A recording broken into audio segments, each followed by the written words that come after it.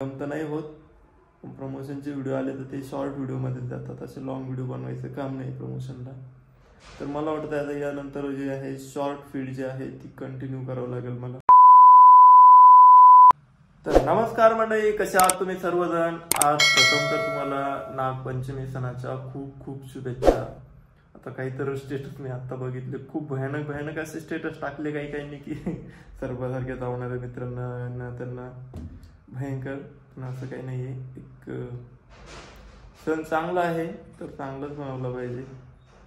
बस काहीतरी म्हणजे सण आला तरी लोक बघत ना, म्हणजे पाठीमागे झालेल्या ज्या गोष्टी आहेत त्या गोष्टींचं काहीतरी उरकून काढायचं म्हणून असे स्टेटस टाकतात. तर असं नाही करायला पाहिजे. तर जाऊ दे, हे सगळं काही बाजूला असू द्या. आपला आजचा विषय काय आहे ते तुम्हाला सांगून टाकतोय. तर 2 ते 3 दिवस जे झाले व्हिडिओ आला नाही, त्याचं पाठीमागचं कारण जे आहे, काही कमेंट येत आहे की तू बोर करतोय व्हिडिओमध्ये, काही कमेंट येत आहे की तू सारखं सारखं एकच हे बोलतोय, म्हणजे ताईसोबतच व्हिडिओ बनवतोय. ठीक आहे म्हटलं, आता त्यांच्यासोबत व्हिडिओ बनवत होतो ते पण आता मला वाटतं कुठंतरी बंद करावं लागेल मग, नाही का. कारण की एकट्याची व्हिडिओ तर तुम्हाला बघायला आवडणार नाही काय, आणि ताईसोबत जर बनवला तर तेही त्याला कमेंट येत आहे. मग आता करायचं तरी काय. मला वाटतं आता यूट्यूबवर व्हिडिओ न बनवलेले चांगले. कारण की असंही त्यातनं समजा एक इन्कम तर नाही होत.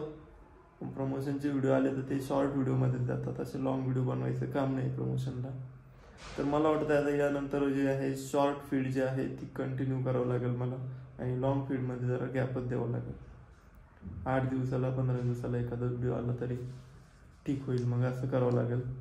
कारण की जर तुम्हाला आवडतात म्हणून मी हे व्हिडिओ टाकतोय लॉंग करून, आणि त्यात तुम्हाला जर बोर होत असेल, तुमच्या मनोरंजनासाठी टाकलेला व्हिडिओ जर तुम्हाला बोर होत असेल तर तो टाकून माझा तर काही फायदा नाही, मला तरी असं वाटतंय, नाही का. तर गावाकडे पण जायचं होतं. विषय असं झाला आहे की आता मंथ एंड आहे आणि सुट्ट्या खूप झाल्या ना, त्यामुळे जॉबवर पण काही सुट्ट्या एवढ्या भेटत नाही. त्यामुळे म्हटलं ठीक आहे, चला आता आपण नेक्स्ट मंथमध्ये जाऊ.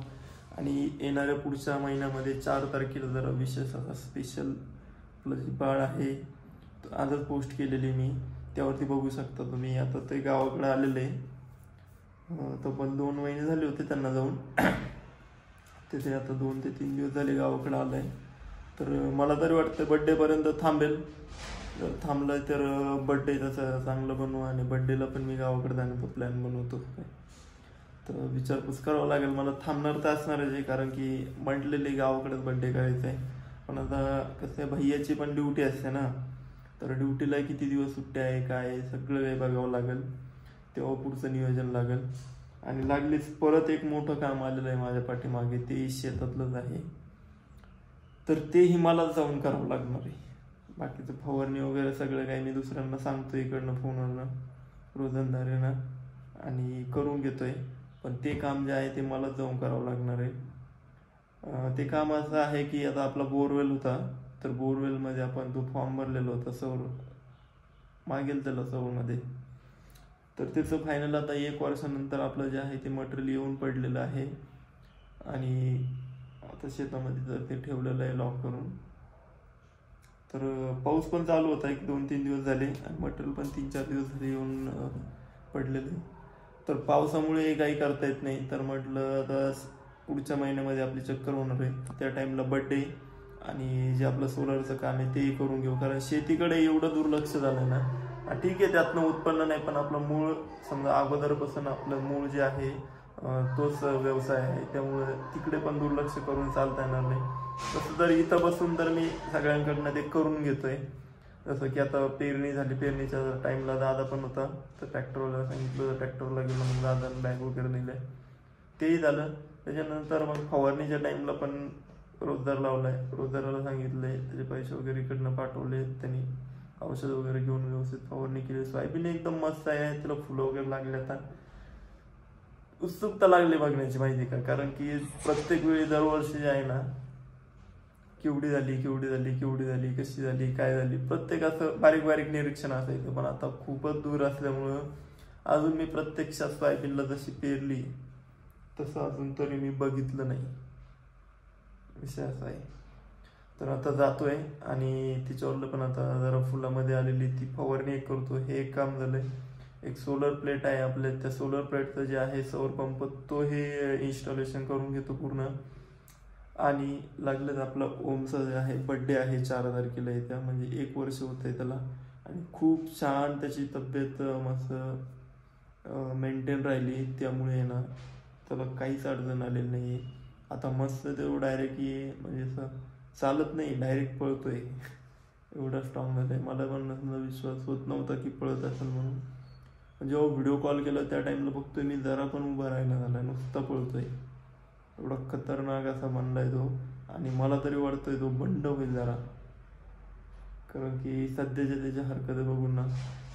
तर आणि एक विशेष म्हणजे त्याला माहिती आहे का, दादानं चांगली गोष्ट लावली की त्याला मोबाईल म्हणजे काहीच येडं नाही. मी व्हिडिओ कॉल केला तर व्हिडिओ कॉलवर कत्ताही बघितलं सुद्धा नाही मला. म्हणजे मोबाईलचा काहीच विषय नाही त्याला. मोबाईल तुम्ही दिला पण तो घेणार आणि फेकून देणार. तर कसं आहे माहिती आहे का, सध्या तरी आता पाठीमागे तुम्हाला माहिती आहे कोहलीची काहीतरी हे आली होती, पोस्ट आली होती की लहान बाळं जे आहेत ना ते फक्त मोबाईलच्या आहारी जाऊन ना ते स्वतःमध्येच गुंतून चाललेत. त्यांना काही कळत नाही. म्हणजे कोण काय बोलायला लागलं, काय करायला लागलं. म्हणजे माइंड जे आहे ना तो असं एके जागेवर असा स्थिर झाल्यासारखं होतं. त्याच्यामुळं मोबाईलची सवय जी आहे ती खरंच नसलीच पाहिजे लहान बाळांना. तरी तुमच्याही बाळांना देत असाल जास्त सवय असाल. जसं आता मी इथे बघतोय वरदला पण एवढी खूप सवय लागलेली ना. मी सकाळी घरी गेलो तर ताईचा मोबाईल त्याच्याकडे असतो किंवा भाऊजीचा त्याच्याकडे असतो, किंवा सायंकाळी पण गेलो मी तर त्याच्याकडे कोणताही ना कोणता तरी मोबाईल असतो, किंवा माझा घेतो पण मी नाही देत. माझा मी देत नाही, कारण की माझा ते आयफोन त्याला हँडलही केलं जात नाही. म्हणजे कसं काय करायचं काही त्याला समजत नाही, कारण त्याला त्यांच्याला कसं बटन आहे पाठीमागे, याला असं स्क्रोल करा, असं करा, इकडनं करा, ते त्याला जमत पण नाही. त्यामुळे मी त्याच्या हातामध्ये तर मोबाईल देणं खूप टाळतो.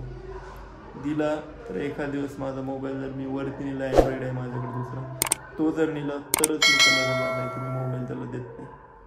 भयंकर अशी सवय लागलेली त्याला. फक्त हंबा म्हणून तो खेळतो, बघतोय त्याच्यामध्ये. तर हे तेवढं पण चांगलं नाही आहे मुलांना, खूप हानिकारक आहे ते. तर हेही टाळलं पाहिजे. आणि खूप छान आमच्या बाळाला समजा दादानी सवय लागली, यानंतरही त्याला कंटिन्यू असंच ठेवलं तर खूप छान राहील माझ्या मते तरी.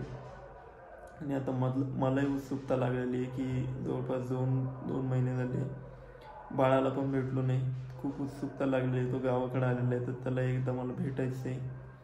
तर त्याला पुढच्या महिन्यामध्ये आता मी प्लॅन करतोय. सध्या आज तर मला वाटतंय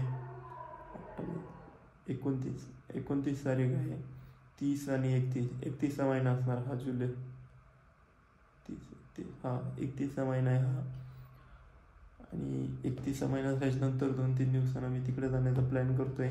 आणि इकडे जरा जॉबवरती जे आहे ना, एक तुम्हाला गुड न्यूज सांगतो की येणाऱ्या काही दिवसामध्ये लवकरात लवकर स्वतःचं काहीतरी तो उभं करायचं, हे मी आता निर्णय घेतलेला आहे. आणि हा फिक्स आहे, याच्यामध्ये कुणी येऊ शकत नाही. कारण की मी स्वतः घेतलेला निर्णय म्हटलं मी स्वतः त्याला पूर्ण करून दाखवणार आहे.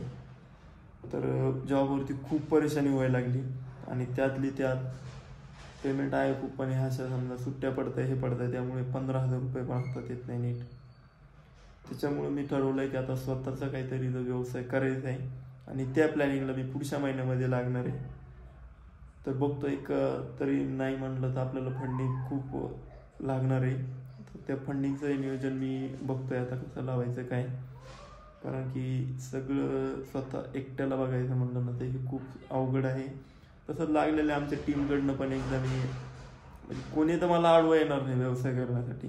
कारण की मी आजपर्यंत जेव्हा पण केलंय तेव्हा फक्त व्यवसाय केलेला आहे. तुम्हाला सांगतो मी 2018 मध्ये मी जॉब केलेला आहे. तर त्यानंतर आत्ताशी जॉब करतोय मी, नाही तर आजपर्यंत केलेलं नाही. त्यानंतर मी खूप व्यवसाय केले. पोल्ट्री केली 2019 मध्ये, तिला 3 वर्ष चालवलं, म्हणजे 2022 पर्यंत चालवली. त्यानंतर आता सध्या पण पोल्ट्री खूप धोक्यामध्ये, कारण की त्यामध्ये तेवढं इन्कम भेटत नाही. त्यामुळे पोल्ट्री मी बंद केलेली आहे.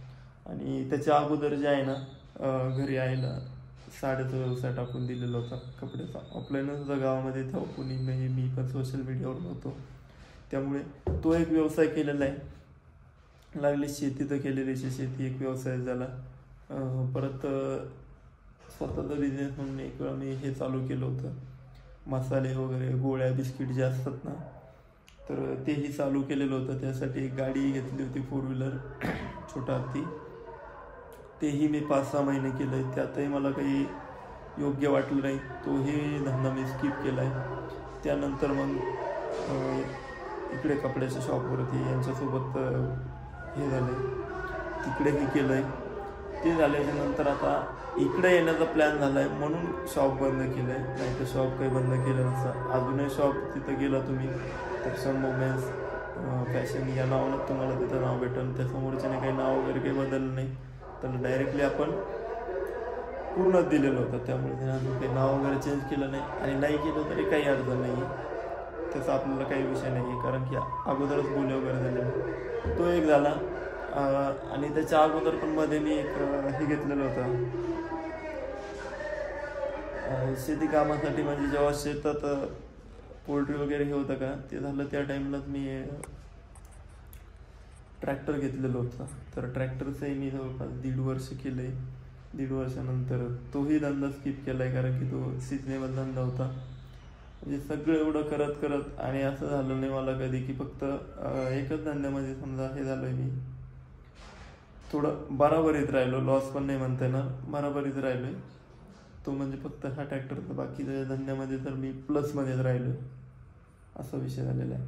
आणि त्यानंतर आता डायरेक्टली आपण आलेलो आहे आता पुण्यामध्ये. पुण्यामध्ये आल्याच्या नंतर आत्ताशी जॉब करतोय. तर हा जॉब पण मला स्किप करायचा आहे. झाले आता 2 ते 3 महिने झाले असं मी जॉब करतोय. हाही मला लवकरच स्किप करायचा आहे. आणि आपल्या नवीन उद्योगाला आता इथं परमनंट म्हणजे यानंतर कुठलंही असं समजा, कारण की ही मोठी सिटी म्हटल्यावर कुठलाही व्यवसाय टाकला तर तो चालणार म्हणजे चालणार, आणि नाही चालला पण तर त्याच्यामध्ये संयम ठेवायची मी तयारी ठेवलेली. म्हणजे तिथं आपण तटून उभा राहणार की असू द्या, कारण की धंद्यामध्ये तेच आहे, 2 ते 3 वर्ष तुम्हाला जे आहे ना धंद्यामध्ये बघावं लागतं आणि त्याच्यामध्ये संयम ठेवावा लागतो. तर तेवढं आता मी तयारी केलेली आहे आणि त्या धंद्याच्या ह्याच्यासाठी आता पुढच्या महिन्यापासून मी जबरदस्त अशा प्लॅनिंगला लागलेलो आहे. तर चला, आजचा व्हिडिओ कसा वाटला ते नक्की सांगा. आणि खूप व्यवसाय करून मी आज इथं आहे आणि हा जॉब आता लवकर स्किप करून पुढच्या मार्गी जाण्यासाठी काहीतरी एक तुमच्याकडून मला प्रोत्साहन हवं आहे, तर तेही तुम्ही द्या. तर भेटतो पुढच्या नवीन एका व्हिडिओमध्ये. तोपर्यंत सगळ्यांनी या व्हिडिओला लाईक करा, शेअर करा आणि तुम्ही स्वतःची काळजी घ्या. परत एकदा तुम्हाला आज नागपंचमीच्या खूप खूप शुभेच्छा. Bye bye.